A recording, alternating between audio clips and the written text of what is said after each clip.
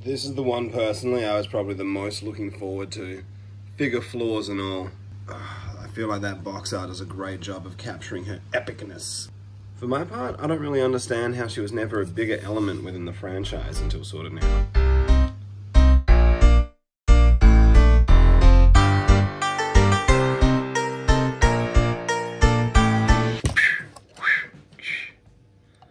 Yeah. Next up we have the show's voice of reason. I really liked the presence that Alita1 had. She was a pragmatist, right? I like that Optimus kept being like, just blindly trust me based off nothing other than me seemingly losing my mind. And she kept being like, okay, but you be losing your mind, bro. There wasn't a lot of in Siege really Optimus showing us why he's Optimus. Like, he kept demanding all this blind loyalty from people rather than inspiring it. And I actually think that Alita1 probably would have been a better leader for the Autobots at that point. So at the moment I do have her with the whole back of a car on her back. Anyone who's got RC knows that you can just unpeg that. Over on this side it's got a little clip, you press that in, that lets you slide it out. So you can just push that off to the side. Her backpack is a lot smaller without it, which is nice. I always look forward to an Alita, especially after the show where she got to be so cool. I was like, yeah, this figure was very welcome news when that got revealed.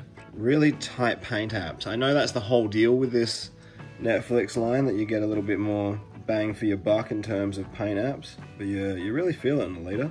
Here she is alongside showmate Chromia. They look pretty cool together. I did like Chromia's silenced pistol, that was pretty dope. I do think that Alita1 could do with some armaments. Now we're talking. There's a battle loadout that'll take care of business.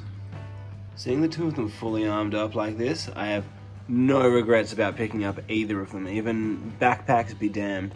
I'm sure one day we'll hit a point where they work out ways to do cool looking fembots without having to smash them on a Euro trip. But until then, these guys are gonna kick some ass. Let's go ahead and get a look at her with a mold mate RC.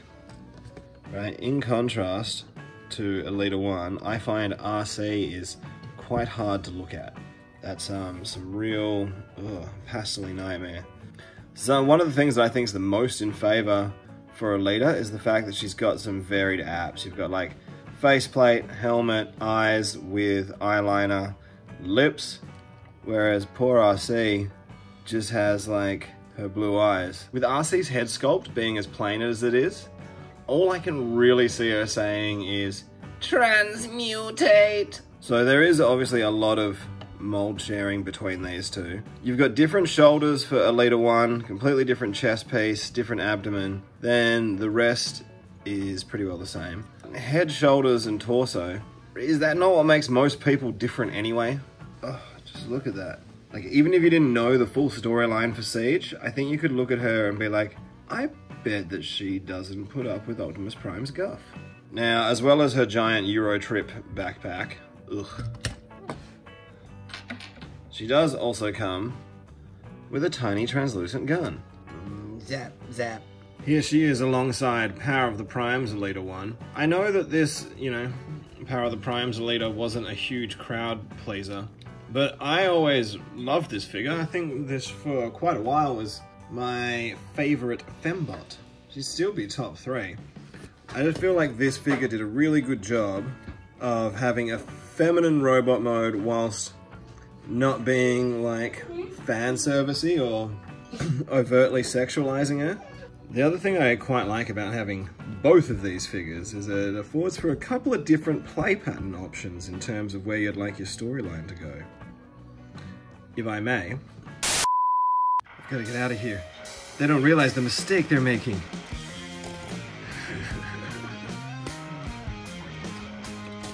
Where are you going? You thought you could escape us? This is your last chance.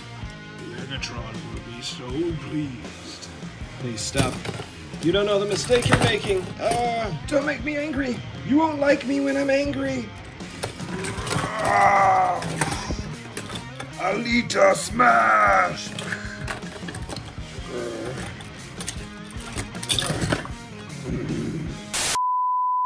Alita, old friend, it is to you I pass the matrix of leadership. But Prime, I'm not worthy. I'm just a soldier. Nor was I. Arise, Alita Prime.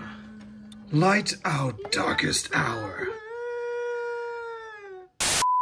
And you know what? For a final comparison, let's get her in there with Optimus. Hey, they look like they done been on the TV. Now, some might call her a parts former, a shell former, and they'd, you know, to a degree be well within their rights and probably quite correct. But I will say this for her, you don't have to take it off like you do with Bumblebee and Cliffjumper, which, like, even though I take it off every time and I never plan on displaying her with it on, it's nice to have that as an option, and I know that that's a sticking point for a lot of people. A transformer, first thing, a flip of that down, then we want to come around, flip those heels up, and twist those legs around like that.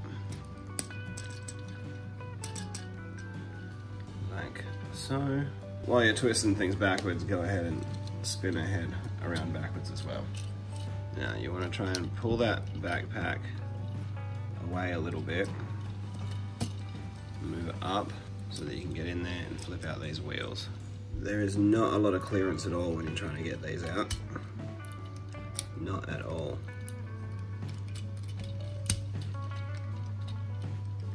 And flip this top bit up as well. Yeah. To fill out the front of the car. While we're here, you want to go and flip that around. Is that a car? While it's flipped around, flip out the side panels that make the wheels. And on the inside of that shell, there's also these little pieces that help fill out a little bit more of that car body. They'll flick out and tab in.